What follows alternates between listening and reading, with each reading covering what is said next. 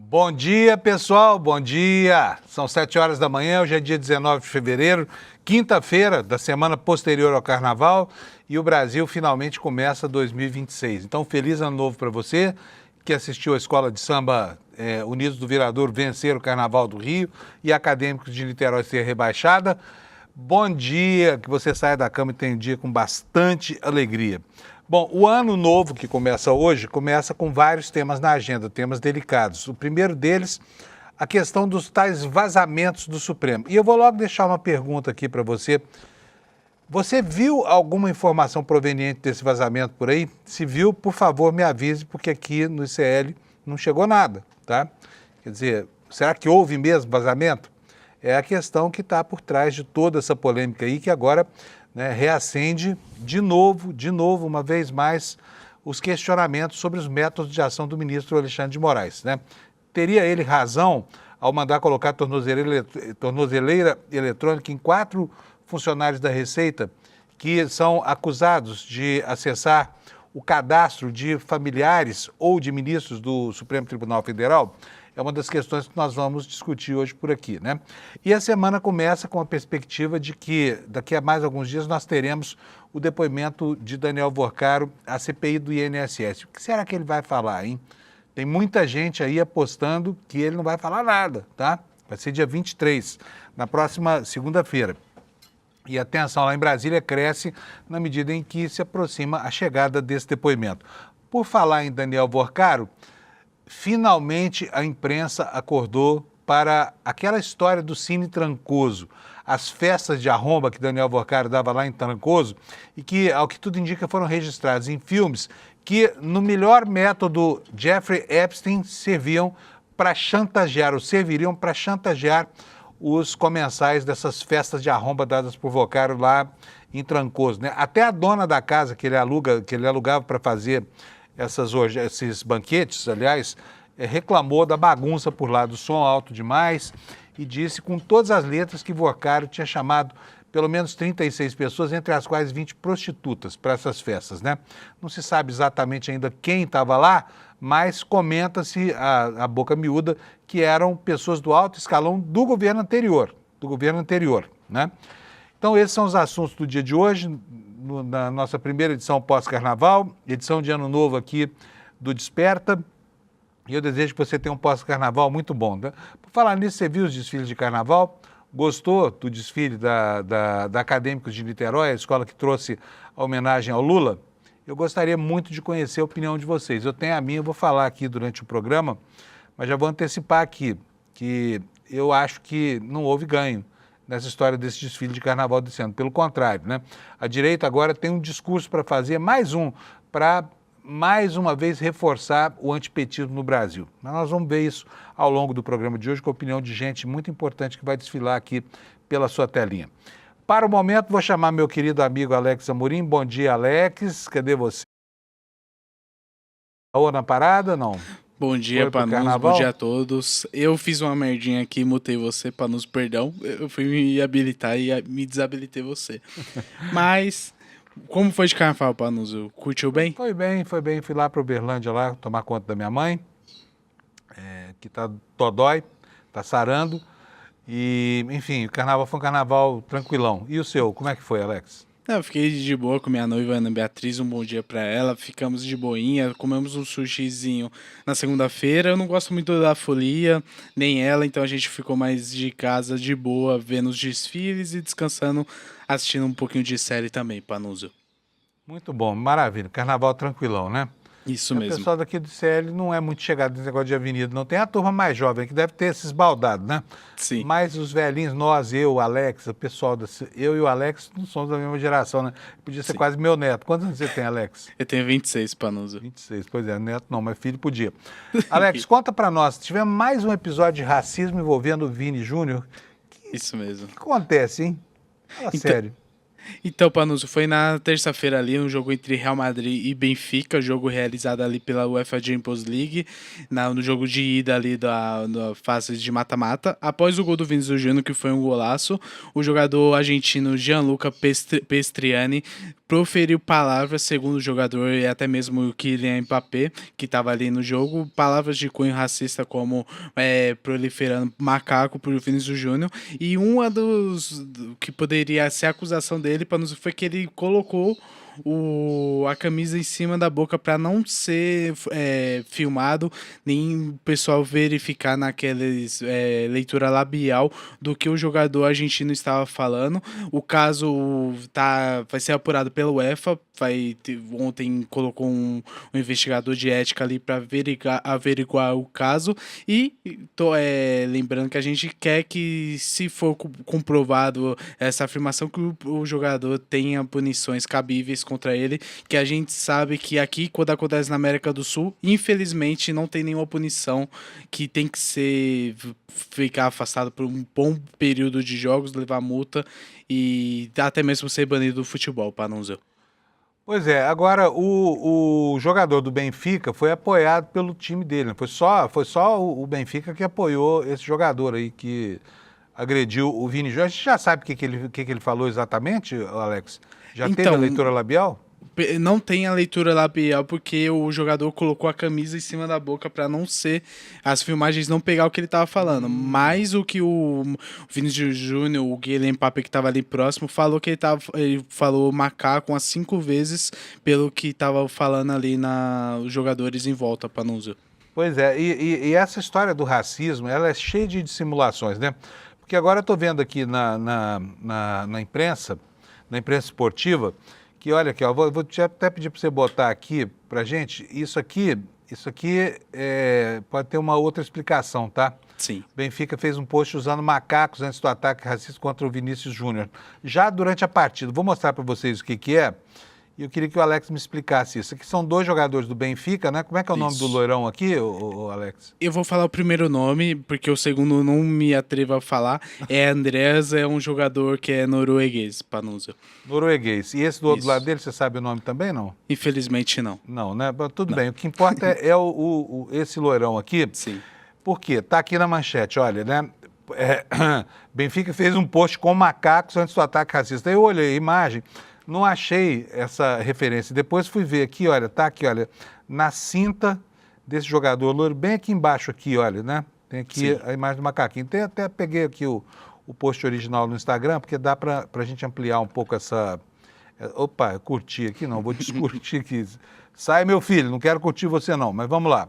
Olha aqui, ó, aqui na faixa tem o desenho de 3 macaquinhos, aquele desenho tradicional de macacos que não falam, não ouvem e não escutam, né? Isso. E não veem. O que é isso aqui, Alex?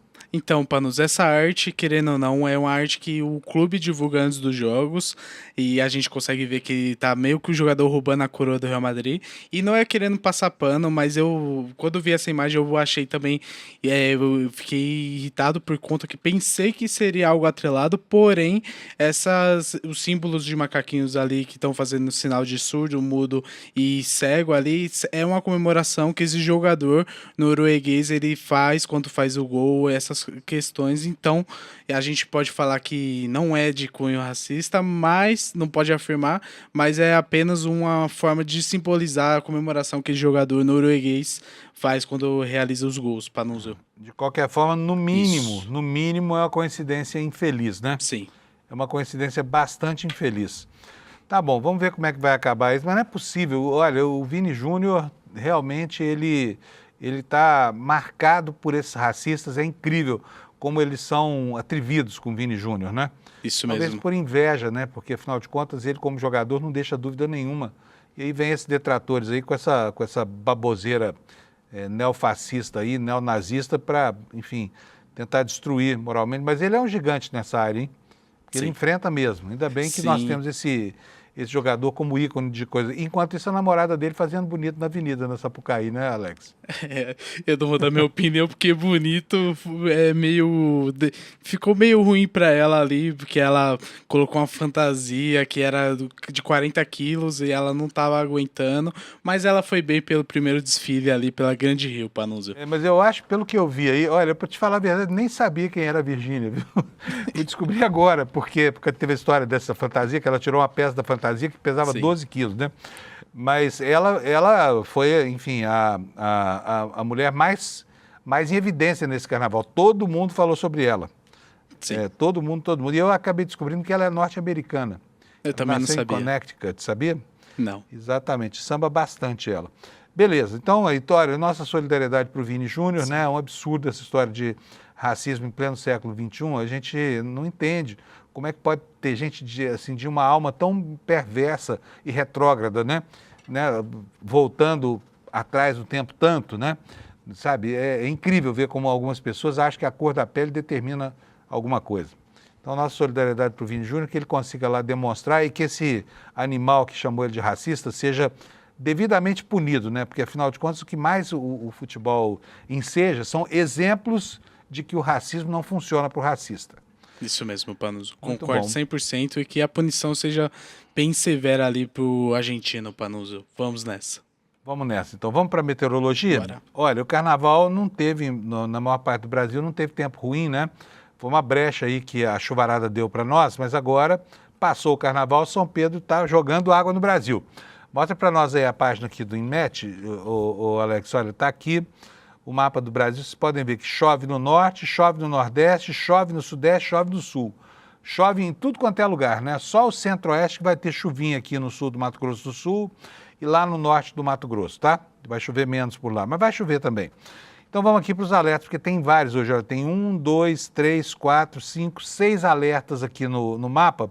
Aqui no sul e sudeste, quase todos eles são de chuvarada, tempo ruim, né? Chuvas intensas que vão atingir metade do estado de São Paulo, o litoral do Rio de Janeiro, o litoral paulista e o litoral do Paraná até a fronteira lá, divisa com Santa Catarina, tá? Chuvas intensas. Vamos ver o que dizem esses alertas aqui. Chuva de entre 30 e 60 milímetros por hora, ou seja, 30 a 60 litros de água para cada metro quadrado de área, que podem somar 100 milímetros ou 100 litros por metro quadrado ao final do dia. Ventos intensos podem chegar a 100 km por hora, provocando aí corte de energia elétrica, corte de galhos de árvore, alagamentos e também essas chuvas podem vir acompanhadas de descargas elétricas, tá bom? Esse alerta vale aqui, olha, para a divisa do Brasil com o Paraguai, nos 3 estados da região sul. Deixa eu até ver se tem alguma mudança aqui em relação a esse alerta. Não, mas é a mesma coisa, né? Só muda aqui o fato de que lá no sul, a região central dos 3 estados e a região mais a leste de Santa Catarina e do Rio Grande do Sul pode ter chuvas menos intensas, enquanto todo o restante tem chuvas mais intensas, tá bom? Vamos ver como é que fica aqui a previsão do tempo para a capital do seu estado?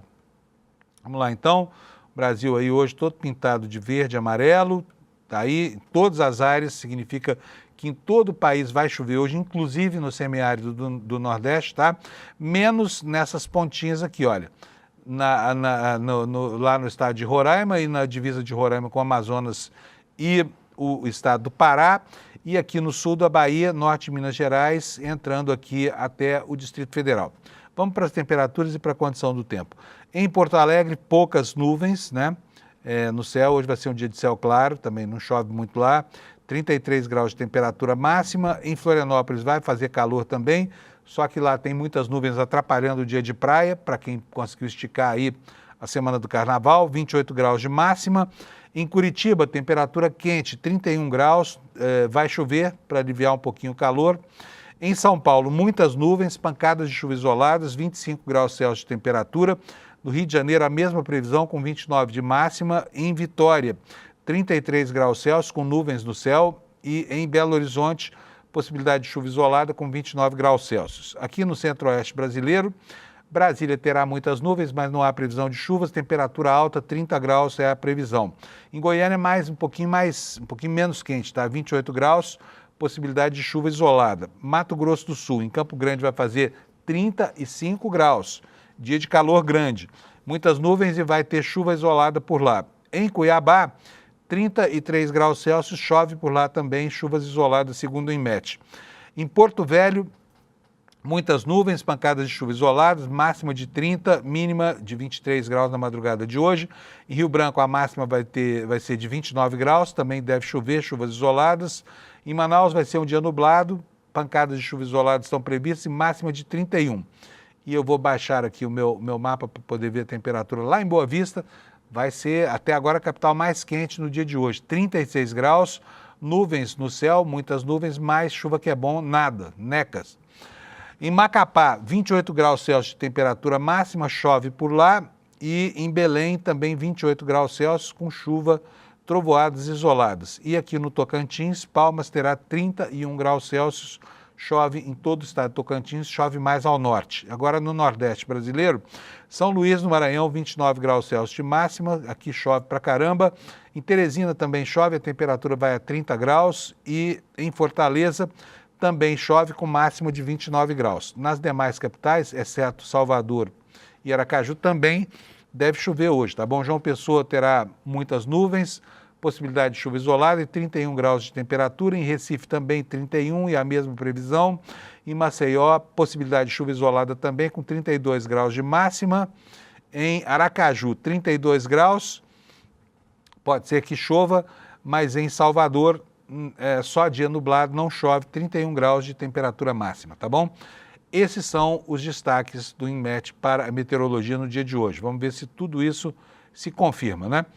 Agora eu vou mostrar para vocês a primeira edição aqui do nosso portal do ICL pós-carnaval, tá bom? E aqui nós temos, vou até atualizar a página, porque às 7 horas da manhã muda tudo, mas hoje não mudou. A manchete no alto, a descoberta de um negócio entre Vorcaro e o Grupo Victor, um negócio de 500 milhões que foi fechado pouco antes do anúncio da compra do Banco Master, tá? E a informação de que o Daniel Vorcaro teve o depoimento dele à CPMI do INSS antecipada e ele vai depor na próxima segunda-feira, tá? Sobre o noticiário internacional, lá no Conselho de Paz, Trump dita até, já sabe que ele é o rei geral, né, desse conselho que ele inventou. Ele convida, ele desconvida, só ele que veta, os outros só ouvem e falam amém, né? E lá, agora, ele quer ditar também o conteúdo dos discursos dos chefes de Estado convidados para integrar esse arremedo de conselho que ele inventou, tá bom?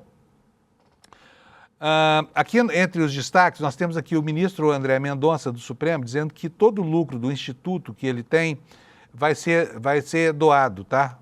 A gente já vai ver isso aqui. O que faz esse instituto? Esse instituto faz a mesma coisa que fazem todos os outros ministros, tá? Comercializa cursos e é especializado em conteúdos jurídicos. E esse instituto, então, terá todo o lucro da sua atividade voltado, segundo o ministro, para doações, tá bom? O ministro foi sorteado na quinta-feira, nos diz aqui a matéria, para relatar o Banco Master, né? Lembrando para a gente do que vem por aí.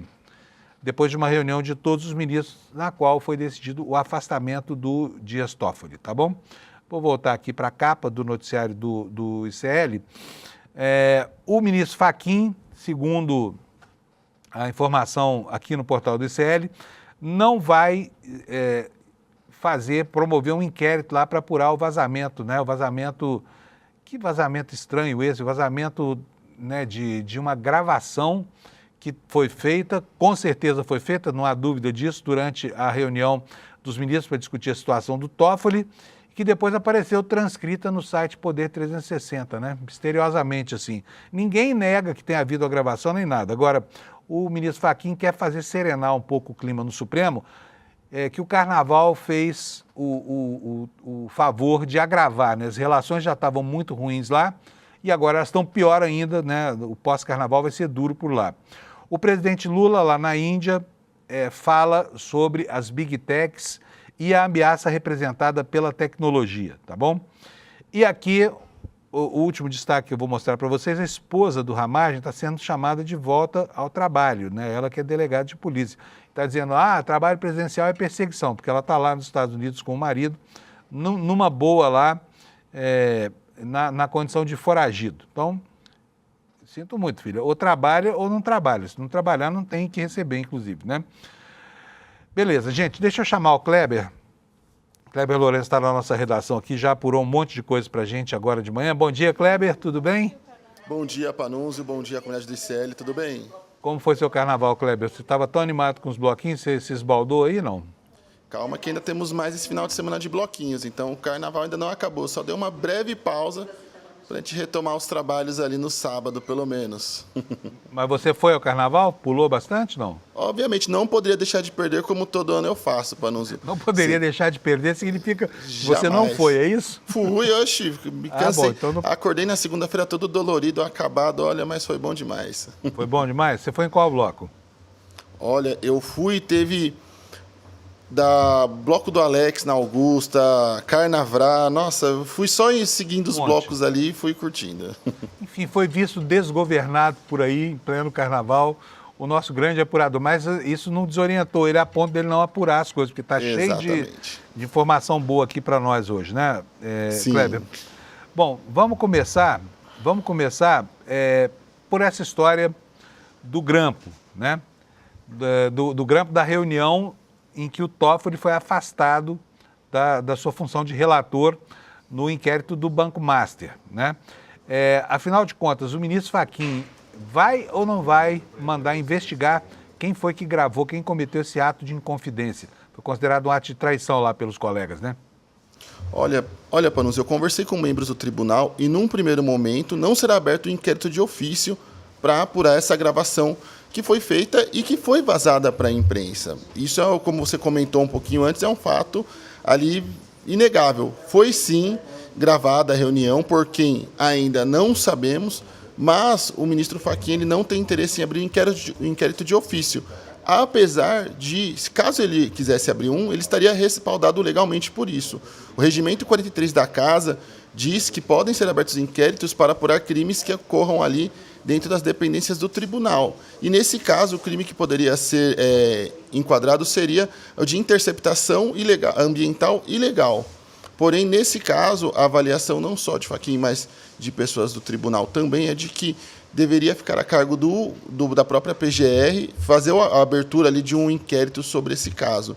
Então, num primeiro momento, a partir do STF não vem essa investigação, apesar de a gente ter ali vários elementos estranhos dentro desse caso. Um dos motivos para também ser postergada essa decisão de ser aberto o inquérito vem do fato de que a operação deflagrada nessa semana, durante o carnaval, para investigar o vazamento de dados de ministros, causou um certo incômodo na corte.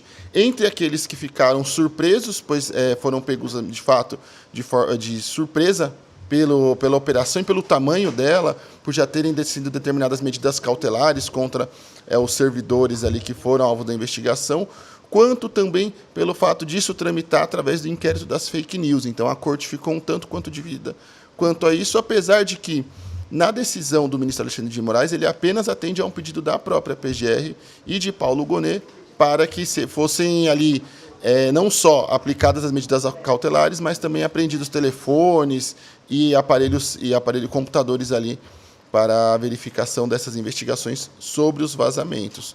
Porém, mesmo com apenas Alexandre de Moraes tendo autorizado um pedido da PGR, a decisão ali tomou todo mundo de surpresa. Esperavam até que o ministro talvez fosse esperar para depois do Carnaval, esperar a próxima semana, mas não, aconteceu já durante o Carnaval. Então, diante desse clima ali misto de conflagração dentro do STF, o ministro Fachin achou melhor não tocar nesse assunto, até porque nessa história da gravação, Panunzio, devemos lembrar que, segundo alguns ministros, eu até soltei uma apuração sobre isso na semana passada, ali, a gente já estava às vésperas do Carnaval, mas que os ministros suspeitavam que quem gravou a reunião secreta, a reunião sigilosa, tinha como objetivo fazer chantagem, até porque a expectativa era que 2 ministros que têm relações com o Banco Master fossem citados nessa conversa. Aparentemente isso não aconteceu, e aí o responsável por essas gravações, segundo esses membros do tribunal com quem eu conversei, acabou utilizando trechos ali específicos que foram divulgados para a imprensa. Lembrando, não é a íntegra que foi mandada para a imprensa. Foi gravada a reunião e alguns trechos foram lançados. Esses trechos, então, segundo os ministros, foram lançados com o objetivo de deixar o alvo, deixar o ministro responsável pela gravação seguindo palavras dos próprios membros do tribunal, como bem na fita, com a imagem boa ali, e até prejudicar outros membros do tribunal que foram responsáveis pelo afastamento de Dias Toffoli do caso, que, na verdade, o afastamento foi mais ou menos um convite para se retirar, né? Então, temos um clima de desconfiança muito grave no tribunal. Acho que, dentro da história recente, após a redemocratização da República, esse é um dos episódios mais sensíveis e graves e entra nesse contexto. Então, há uma desconfiança sobre quem teria gravado, o objetivo dessas gravações. Só o simples fato dos ministros cogitarem que o objetivo da gravação era chantagem já é bem preocupante ali dentro de todo o contexto que a gente vive, e até porque saímos recentemente de uma tentativa de golpe, né, Panunzio? Pois é, essa história é um absurdo, né? Enquanto tem o outro vazamento lá, que é o tal do vazamento dos dados da Receita Federal, que eu até agora não vi vazamento nenhum. A gente vai falar sobre isso já já. Mas antes de você continuar, tem uma informação aqui, o Lula acaba de mandar aqui uma informação para mim, dizendo que tem toque aí, viu, Kleber? Polícia na porta, isso. Só que não é aqui no Brasil, não, é lá na Inglaterra, tá? Prenderam o príncipe Andrew. Pode uma coisa dessas? Olha por causa só. do escândalo do Jeffrey Epstein. Bota aí para mim na página no ar, ela tá aqui, ó, matéria do The Guardian aqui, eles chamam lá, não chamam de príncipe mais, eles têm um apreço pela monarquia, chamam de Andrew Mountbatten Windsor, né? É o antigo príncipe Andrew, né? Foi preso na propriedade dele lá de Santos. E olha como é que a polícia fez a comunicação, olha só. Onde é que está isso aqui? Eles falam assim, ó. Fotografias de carros de polícia sem identificação e policiais após ano foram vistos em Wood Farm, propriedade de Sandringham.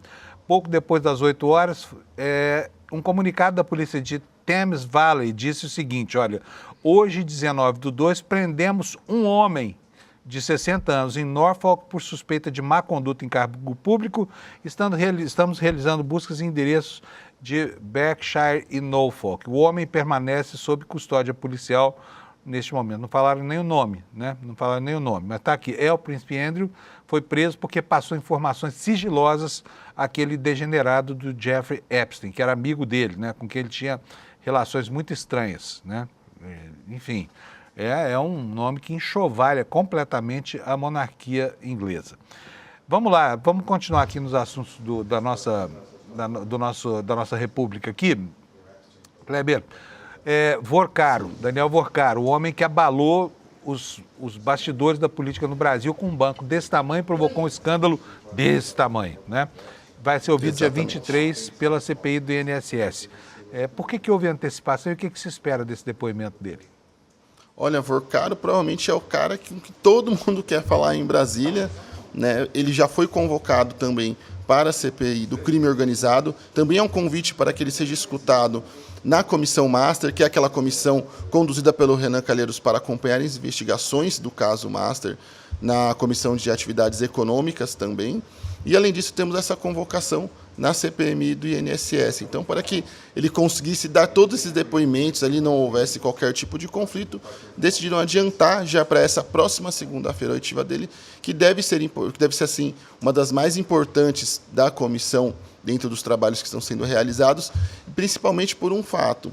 Tanto o Vorcaro quanto seus advogados garantem aos membros da CPMI que ele vai falar, sim, sobre tudo que for perguntado, é claro, dentro do escopo da investigação e dentro ali do que for relacionado ao escândalo envolvendo os descontos ilegais dos aposentados e pensionistas do INSS. Então, até o momento, ele vem declarando que não vai se negar a prestar esclarecimentos e responder o que for perguntado. Também, acho que, e aí é normal também, desde que isso não o auto-incrimine.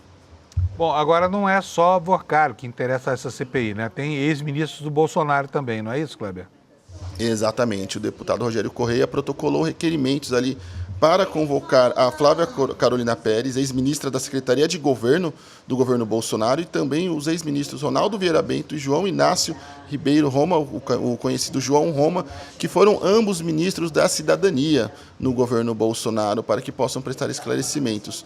Isso vem no bojo dessa liquidação que teve ontem do Banco Pleno. Por quê? Porque o Ronaldo Vieira, que foi ex-ministro do governo Bolsonaro, ele também atuou em empresas do Grupo Master, como, por exemplo, ele participou da própria diretoria do Banco Pleno, Panunzio. Então, dentro das investigações da TI Master, temos mais um caso ali que vai sendo ligado à CPMI do INSS também.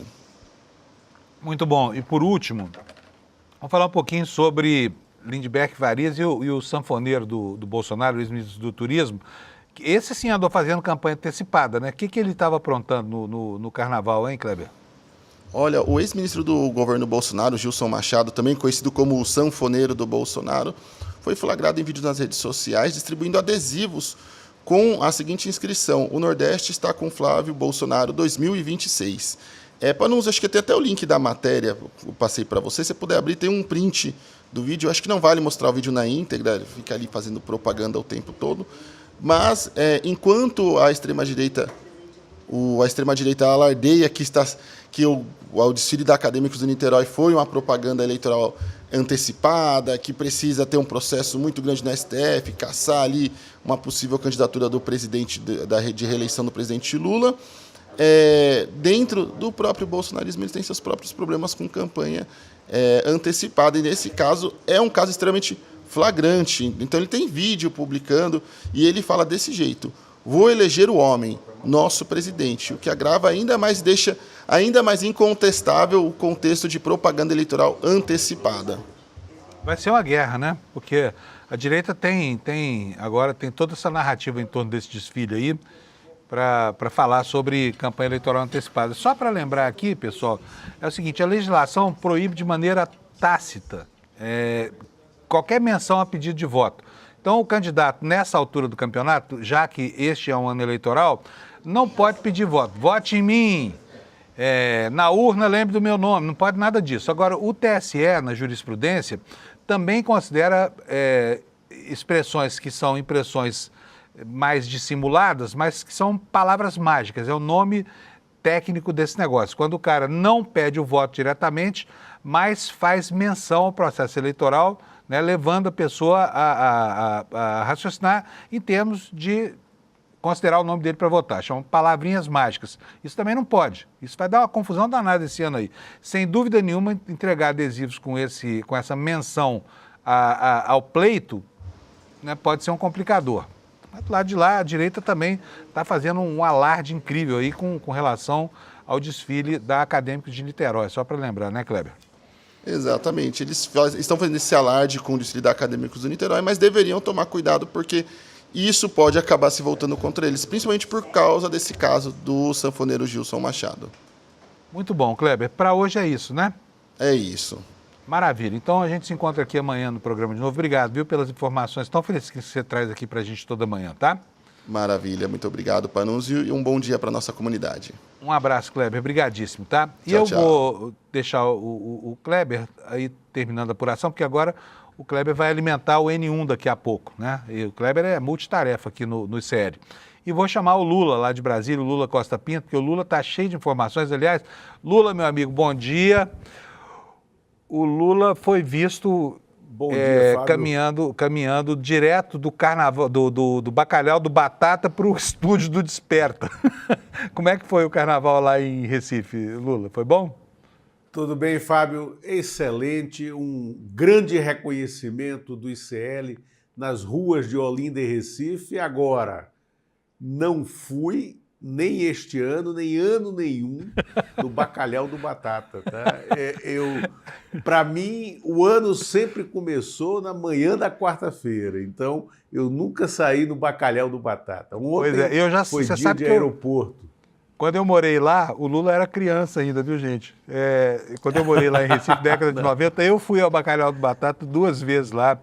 E é uma tradição que se renova, né? O Bacalhau do Batata é o cordão que termina o carnaval do Recife. É o encerramento. É uma história engraçada, porque era um garçom que não podia brincar o carnaval, que inventou essa bacalhoada, né, para depois que encerrava o expediente. Hoje, o Bacalhau do Batata é só um respiro a mais, porque o carnaval prossegue, né, Lula? Até o fim da semana, Exatamente. Né? O carnaval prossegue e esse ano vai emendar com a abertura do São João, já, eu acho que sábado, com o João Gomes lá na Rua da Aurora, se eu não me engano. Muito bom. Ô Lula, deixa eu te falar uma coisa, eu queria primeiro te dar os parabéns, tá?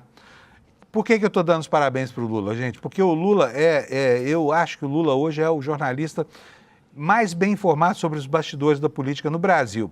E aconteceu algo ontem, né, que tem uma relação com algo que o Lula apurou aqui para vocês. Olha só, vou pedir para o Alex botar na... Olha, MP do TCU vê risco sistêmico, possível participação de autoridades em festa de Vocaro. Isso aqui é o seguinte, o Lula foi quem trouxe esse assunto para nós no dia 19 de fevereiro. Antes disso, nós falamos daqui do tal do Cine Trancoso lá do Vocaro, que era uma casa em que ele fazia regabofes impressionantes, o pessoal fala que eram orgias. A dona da casa disse que ele contratava, viu? Eu vou usar a palavra aqui, porque tá lá na manifestação dela, nas mensagens divulgadas pela Folha ontem. Vocaro trouxe 20 putas para a última festa, né? E essa festa era uma festa da qual participavam autoridades, principalmente do governo anterior. Não sei se tem alguém desse governo aqui. Do governo anterior tem muita gente, né, Lula?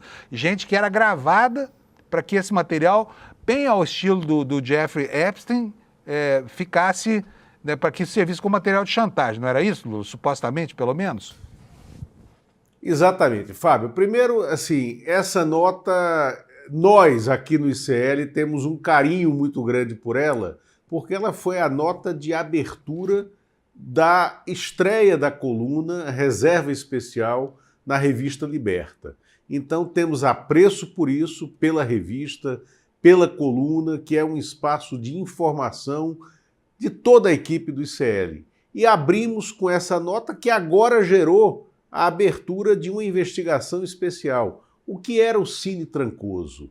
O Cine Trancoso era uma armadilha montada pelo Daniel Vocaro numa casa muito bonita, uma casa muito especial na praia de Trancoso, no litoral sul da Bahia, aonde ele fazia festas privê. É uma casa aonde tinha um circuito de câmeras, né, câmeras muito discretas, colocadas de forma sutil em todos os cômodos, e em cujo interior ele realizava festas aonde chamava gente dos três poderes da República, desde o período do Bolsonaro. Nas imagens, e a gente diz isso na nota original, nas imagens não tem ninguém da atual composição do governo federal, mas teve muita gente da época do Jair Bolsonaro. Daí vem aquela ideia do deputado Rogério Correia de convocar a Flávia Pérez, que, pelo que me disseram, está nas imagens, de convocar o ex-ministro Nas imagens João da festinha, Roma. ela estava lá também, Lula? Ela foi a uma das festas. Não, mas foi assim, não foi uma das festas mais quentes, mas ela esteve lá até porque foi lá em Trancoso que ela começou a namorar com o atual marido dela, que é o Augusto Lima, sócio do Daniel Vocaro, ok? Então, para você ter uma noção, né, do potencial, né, dessas festas e dessas imagens, né? O ex-ministro João Roma, né, ministro da Cidadania, que colocou o Banco Master dentro do sistema de pagamento de benefícios por prestação, benefícios de prestação continuada do governo federal, e permitiu que através dele fossem creditadas, né, despesas, né, do sistema de seguridade social do governo federal, o que ampliou para 16 milhões e meio de clientes, né, o rol de pessoas atendidas pelo sistema Master, e que deu ao Master uma possibilidade de agregar recursos. Então tem esse pessoal gravado lá e tem integrantes do Poder Judiciário e do Poder Legislativo, né? Essas imagens, elas foram obtidas pelo circuito fechado do Daniel Vocaro e só ele tinha acesso a elas. Ele fazia uma edição de vídeos que está guardada nos celulares e nos computadores, nos laptops que foram apreendidos. E, em razão disso, agora há um procedimento para analisar essas imagens, né, que nós demos em primeira mão. Por quê? né? Porque uma fonte, uma pessoa que fez negócios com o Daniel Vorcaro, que estava no contexto, né, da operadora de fundos REAG, que administrava os fundos do Vorcaro, ela nos contou, ela assistiu a esses vídeos, né, no momento em que o Daniel Vorcaro estava em liberdade, em que o Banco Master operava a pleno vapor, e ele mostrou essas imagens se jactando, né, do que ele fazia e do que ele tinha, né? E, como o Fábio falou, a proprietária, né, do imóvel lá em Trancoso, ao descobrir o que acontecia na casa dela, ficou em pânico, porque aí ela reclamou. Olha, nessas imagens, essas mensagens que ela troca, ela diz, eu soube que chegaram 20, e a expressão que ela usa é essa, eu soube que chegaram 20 putas, né, para a festa, isso é um absurdo, e ainda vai a detalhes.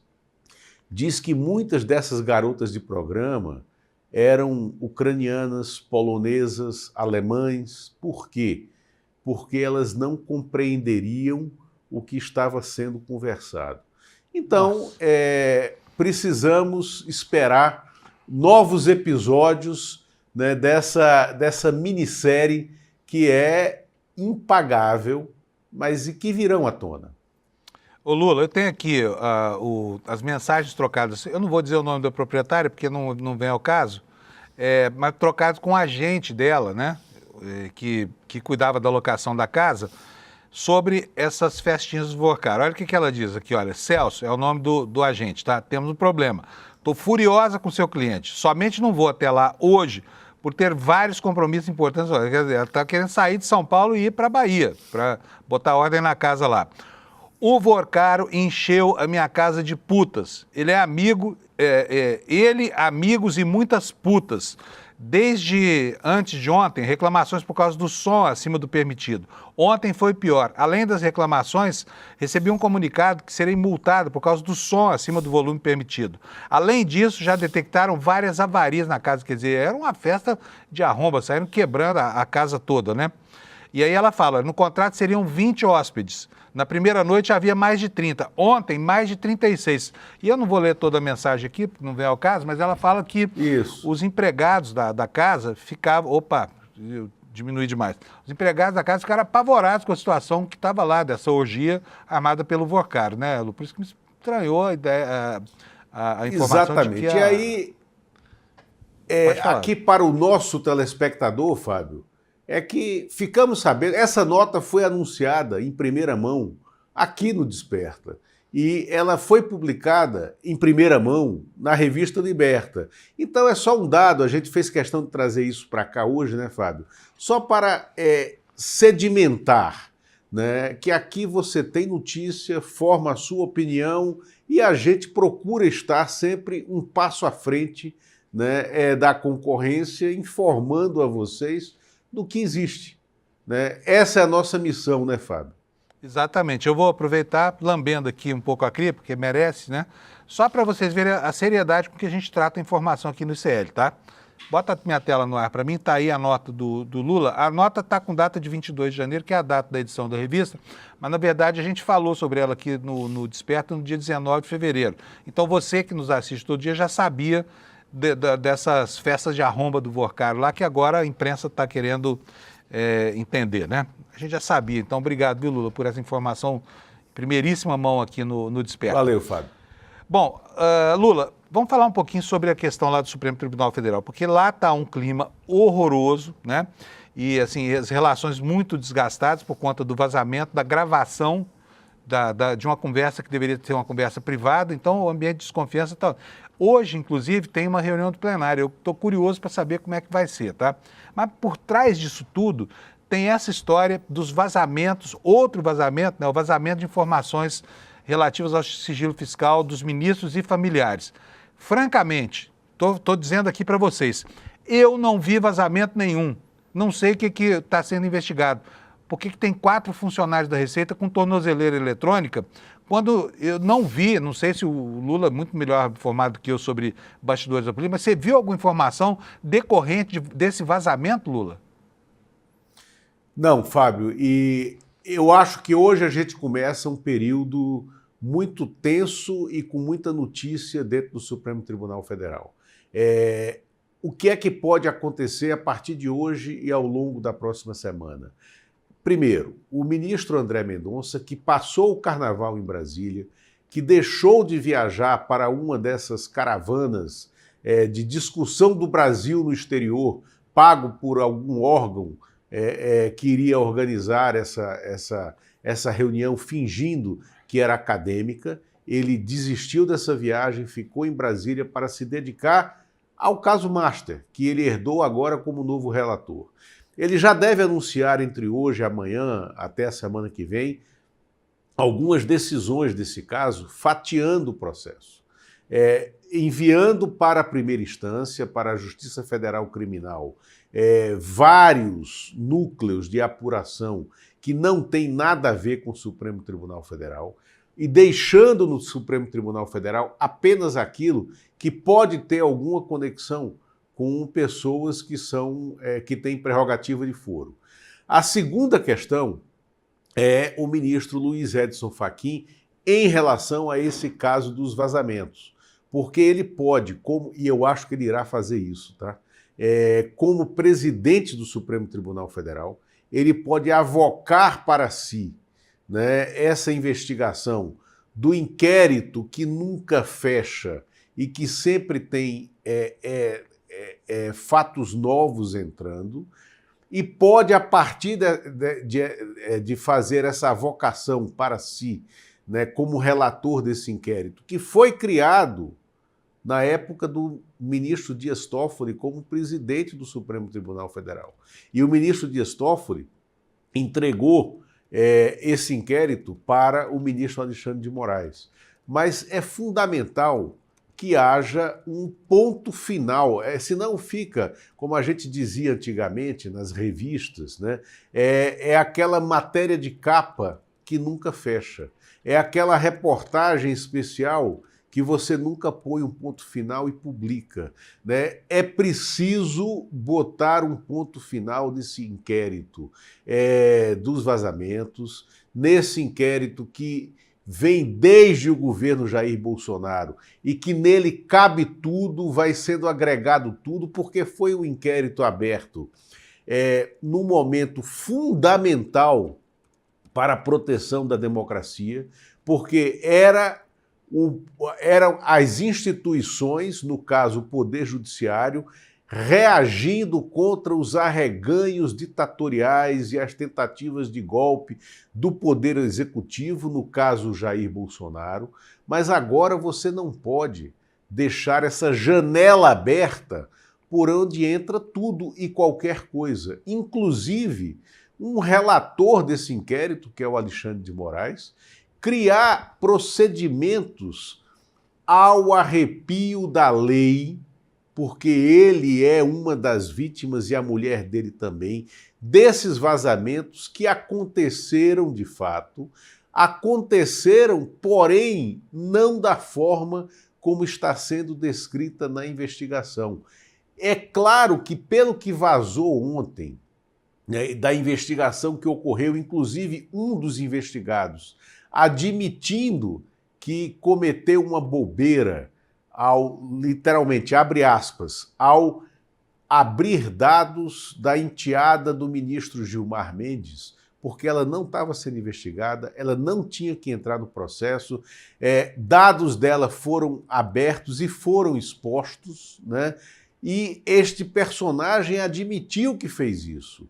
Então ele tem que ser investigado, até para ficar claro que ele cometeu um erro ou se ele cometeu um crime. E se ele cometeu um erro, que é um erro que tangencia o crime, ele tem que ser investigado.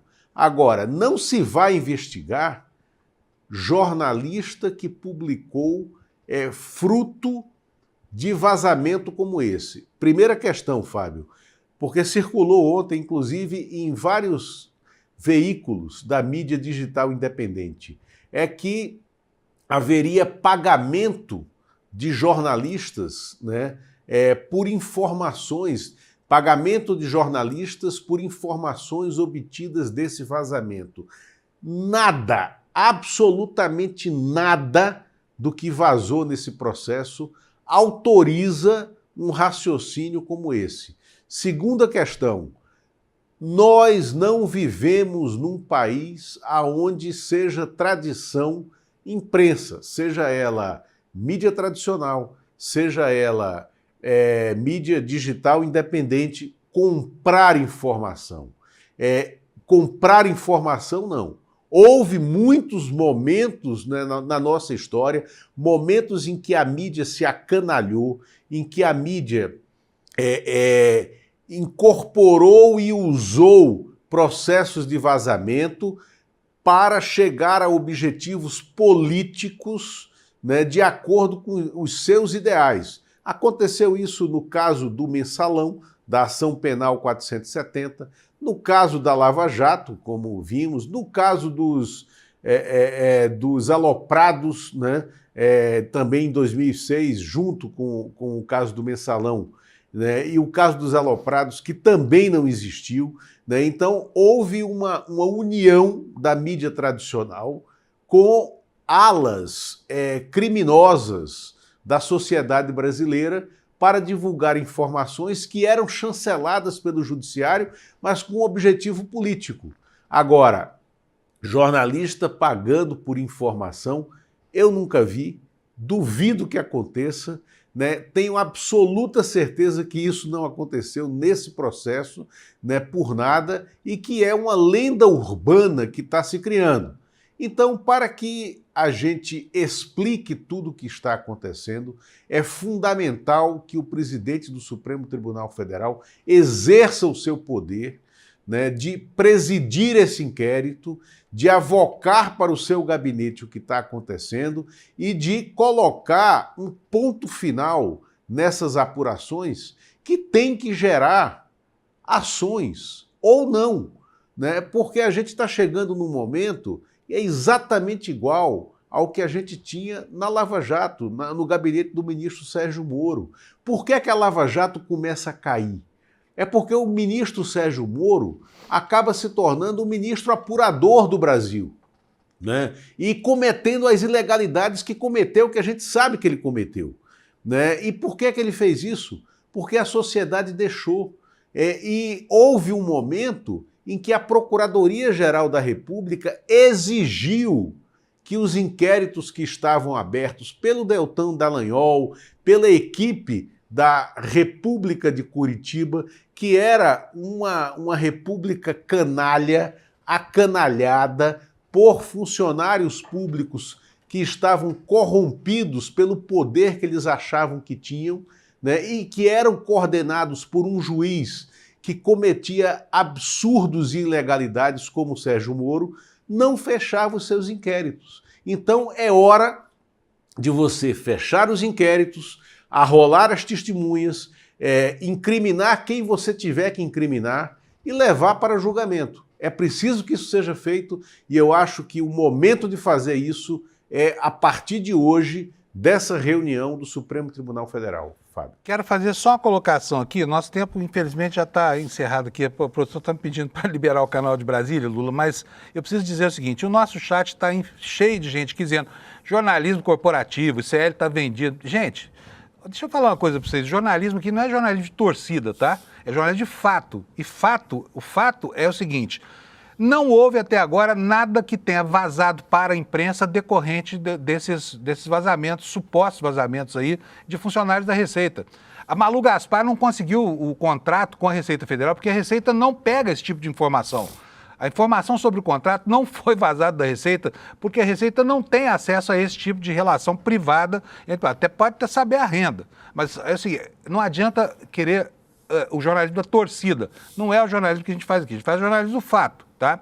Então é o seguinte, eu gostaria de entender qual é o vazamento, qual é a informação que vazou desse processo. Vi até agora, só agora, eu não sei se você tem mais elementos, mas eu posso estar enganado aqui, se tiver você me corrige. O Lauro Jardim que falou que a renda da família Moraes, por causa do escritório da Viviane Barça, tinha sido multiplicada muitas vezes, mas é uma nota sem maiores detalhes. Não acho que tenha pé nesse vazamento. Com relação ao contrato entre Viviane Barsi e Vorcaro, esse não vazou pela Receita Federal, com certeza, porque a Receita não tem esse dado. Não vazou pela Receita Federal, vazou pelos próprios contratados também do Daniel Vorcaro. Não vamos esquecer que ele gastou em 2024 e 2025 536 milhões de reais em 2 anos, 536 milhões de reais com escritórios de advocacia. E havia uma intensa concorrência entre esses escritórios. E um escritório sabia do valor do contrato do outro e quem era contratado. No momento em que o Banco Master, no dia 18 de dezembro, em que o Banco Master foi liquidado, uma fonte me ligou e disse, olha, o maior problema com essa liquidação é quando forem divulgados os contratos com os escritórios de advocacia. Então, assim, o nosso chat, se quiser seguir acreditando na gente e gostando de informação, siga conosco. Agora, a gente não pode distorcer, como a gente fez nesse caso do Cine Trancoso. A gente deu a informação no limite do que a gente podia publicar. Nós não entramos nesse detalhamento que depois a dona da casa veio detalhar o que acontecia lá. Por quê? Temos responsabilidade, né? E acredite, a imprensa brasileira, o maior processo jurídico político da história do país foi o impeachment de Fernando Collor de Mello em 1992. Ele se iniciou com a imprensa, não existia uma Procuradoria da República atuante como essa, a Constituição tinha acabado de ser promulgada, o Ministério Público não sabia como atuar, a Polícia Federal não era independente do Poder Executivo como é hoje, e quem carregou nas costas aquele processo antes mesmo da CPI foi a imprensa. Foi a partir da imprensa que se alimentou a estrutura de apuração tanto da CPI quanto da Polícia Federal. Então, é importante, é fundamental se dar um crédito. Muito bom. E o crédito, uma boa parte do crédito é direcionado a você, né, que fez entrevista com o Pedro Collor. Eu preciso encerrar, Lula, que senão vão comer o meu fígado aqui na nossa produção. Um abração para você, obrigado, parabéns de novo, tá? Pela sua correção, pelas informações. Tchau, tchau. Bom, pessoal, antes de encerrar, eu tenho aqui mais um minutinho, só quero mostrar para vocês aqui a indignação da esposa do Ramagem, ela que se chama Rebeca, né, está lá nos Estados Unidos junto com ele, ela talvez das esposas de pessoas foragidas do Brasil, por conta de sanções aplicadas pelo Supremo que tem relação com a trama golpista, ela é a voz mais tonitruante, né?